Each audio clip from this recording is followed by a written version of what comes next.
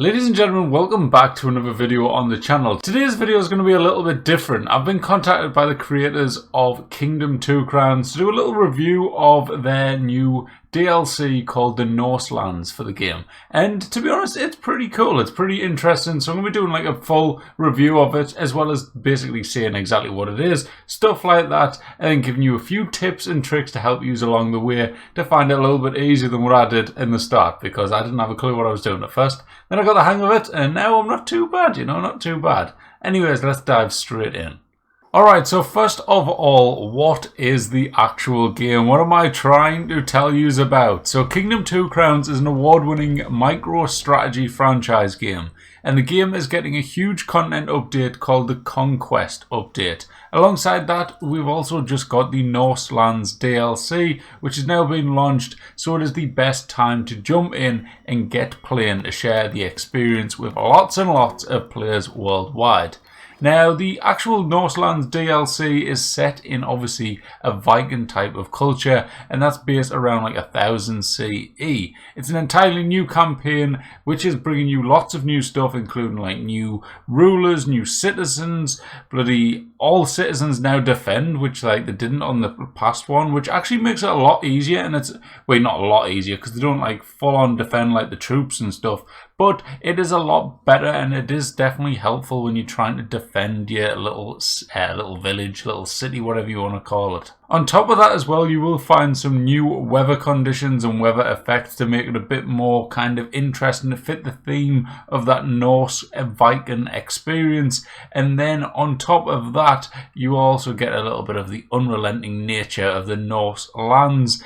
And also, there is a whole new bunch of greed to defend against. Now, if you don't know what greed is the enemy in this game. That is what you've got to defend your little settlement against and fight and defeat them to overcome and win the game, basically. So playing the game, you can either play it as a solo, or you can do like a co-op campaign, get yourself a little bit of help to help boost that economy, help build up that settlement, and help defend against the greed. Now, the cool thing about the Norse Lands update as well, you can unleash the abilities drawn upon the Norse gods and command mighty units, building Viking-inspired armaments, solve challenging puzzles, and also face the new enemy, greed. Now, a really fantastic thing about the actual game itself is not only is it available on PC, it's available on all consoles, including Nintendo Switch, PlayStation, Xbox, and also, like a crazy one for you, it's also available on mobile, so both on iOS and Android. So you can literally play this game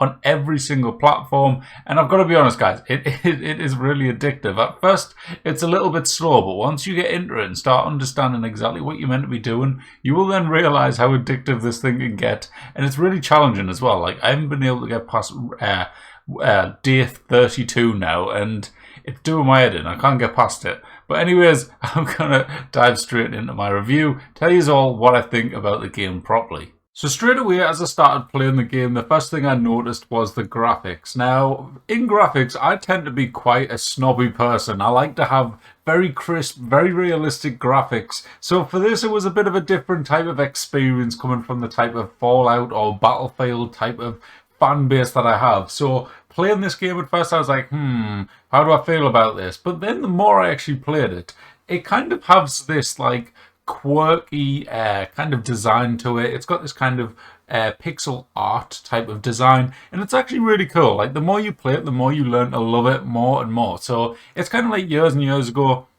when I was like, I don't know, a teenager, and I played Minecraft. At first I was like, I'll never play this game. It's a world made of blocks, and I'm not into that type of thing. But then when you start playing it, you start enjoying the beauty of the actual art of the game. And this game was exactly like that. Like, when I started off playing the main campaign and then going into the Norse Lands DLC, you started realizing like little different things were all different. So the barricades that you used, when you go into the Norse Lands DLC, they use different barricades and you upgrade them differently. So everything's got its own different art style. And the Norse Lands DLC one actually has this kind of art style that really does fit the Viking theme. Obviously, Vikings will have used more of like wood and logs and everything as barricades, whereas in the main campaign You're using more kind of like brick walls, medieval type of stuff that fits with that crown type of whole campaign theme of it type thing. Whereas the Viking, the Norse Lands DLC, has got that really like Viking idea behind it. It's very quite similar to that Terraria game. I never played it, but the looks of it is very similar. And like I say, it's really quirky and really does grow on you. Like you start loving seeing the stuff, like the nature of the game and stuff. The deers wandering around, the rabbits jumping about, the little ferret wolf things in the Northland DLC. It looks really cool, and you do really like start loving it. Now, the next thing in the game which I really did enjoy was the actual combat. Like, although it's not a game like a first-person shooter or anything like that, this is a type of game which I have played a lot of stuff like this in the past, like whether it be Total War or like Balloon Tower Defense, anything where it's like a strategic type of game where you're relying on the computer-created characters and stuff to actually defend your settlement or your village, whatever you want to call it. It's really cool because it does take that strategy, and I love the strategy thing, like idea of the game. It's really cool. The fact that you're relying on these little people that you've recruited into your village, to rely on them to defend and save all your people from wiping you out and just taking apart your village so you need to start all over again, is really cool and does have you like on a bit of an edge type of thing. Like you're watching it sometimes and you're like, oh god, here we go, I'm gonna get absolutely battered here. There are a bunch of them coming. Can my little people hold and defend the fort? I don't know. We're going to have to watch them and hopefully, just fingers crossed and hope for the best, basically. But it was really cool. I really did like that. It did have that kind of tower defense type of game where it had that addictive side to it where you were like, crap, I've been beat last time. I need to come back in. I need to beat them because I'm not getting beat by these people again. Like the greed can do one. They're not taking my fort. I will beat them. Another really cool thing about it was the entire like challenge of the game. Like I looked at it at first and I was thinking, right, okay, how do I do this? How do I do that? And the tutorial is very limited. It's very basic. It doesn't tell you much. So it gives you and creates this kind of puzzle to the game. Like you've got to play it, and the more you play it, the more you understand. Like I've got to upgrade my main town hall to a certain level so I can unlock squires, so I can unlock like farmers and stuff. And obviously the farmers generate you income so you can expand and help defend your fortress. And it literally just goes that. You've got to keep playing it, and that's part of the challenge to this game, which I really did enjoy. It's not like on a plate telling you you've got to do this, do that, and you get to this point. You've got to go and learn it yourself and figure it out for yourself. So it really gets you thinking, and it really, like, I love that side of stuff. Like, it goes back to the strategy point that I was talking about. Having this type of thing where you've got to learn as you play is really cool and really gives you that really, like, interest inside of the game. Like it makes you want to know more rather than just reading or watching a little guide to it and then going, right, I know how to do this now, because you're always thinking, how do I get to the next step? How do I improve certain things? How do I get better type of thing?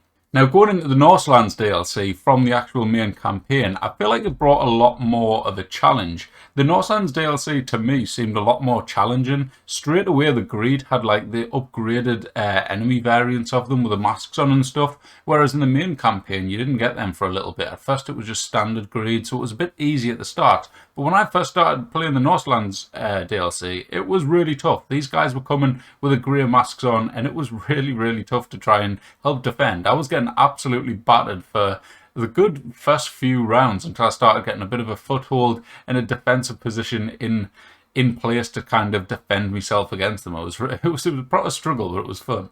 Now, one of my favourite features of the game had to be the actual mounts that they added in. Like, it's really fun to actually find the different mounts that you see throughout the game itself. Like, at first I was like, oh my god, what is this? The first thing I found was a big stag on the main campaign, and I was thinking, right, this is cool. Oh my god, it's faster. And then you find other things like the armoured horses and stuff, and these things are sometimes a little bit slower depending on which one you find, but it's really cool because they might be slower, but they have special effects. So I had like some armoured horse thing that would actually help defend me villagers, builders, archers and everything. Like when you'd run past them, it'd do a special effect where they couldn't get killed with one hit. When they get hit, they bounce back, and they keep getting hit back for like so long. Like they had this shield thing over them, and it was really cool. Then later on, I got my favourite one. I'm not going to spoil the Norse Lands mounts for you, but my favourite one in the main campaign had to be the actual giant lizard thing. Like this thing give you the ability to help defend your your actual little settlement, and it was absolutely amazing. Like, it transformed the game for me because it was just brilliant. Like, not being able to defend and fight the greed was a bit of a challenge for me. I didn't realize at first. I was thinking, hang on, what button do I press to fight them? And then realized, hang on, you can't fight them. It's all down to your people that you recruit. And then finding out that I could get this giant lizard that spat fire was absolutely amazing, and I absolutely loved it. It was the best mount that I ever found. Now, the coolest thing about the Norse Lands DLC is they've actually thrown in even more mounts for you to find, as well as different variants of the greed and stuff. So there's lots of cool things to actually like explore and find within the new DLC, which is absolutely awesome. I'm hoping there's going to be another kind of version of the lizard thing that I got in the main campaign, because that thing, guys, is absolutely amazing. I did see some other videos by other people, but I'm not going to spoil it. Let you guys enjoy the game yourselves and find out some cool mounts for you to see. So overall, the Norse Lands DLC for me, it was really cool. It was a lot more challenging than the main campaign, I felt. And it was, I don't know, it was just cool. It was like a very refreshing type of feel to it. When you go from the main campaign and you're like, right, okay, I've seen most things now. But then you go into the Norse Lands DLC and little things change. The art design, the weather changes, the enemies change slightly, the little villages change, and you've also got that really cool fact that they defend themselves and stuff now. It's like a breath of fresh air going into it, and it was very cool to see all these cool designs and features getting added into the DLC. I really did love the fact that the villagers now defended themselves. I think it really did fit with the Viking theme, because obviously when you think back to Vikings, basically every like man, as well as the women, to be fair, they were all like fighters. Every single one of them, when you see like in films and stuff, there is all of them, and they all are very handy with weapons and stuff, so it makes a lot of sense for them to be able to defend themselves against the greed. I did enjoy the overall different weather conditions as well. The cool like snow and stuff that they're thrown in there was really cool and really refreshing, rather than seeing the same kind of sunny weather or dark nights that you'd see in the main campaign. So seeing that was really refreshing and cool as well. And then on top of that, like I say, guys, their mounts were just absolutely awesome. So you definitely want to check out them in the Norse Lands DLC, because it's very cool and very enjoyable.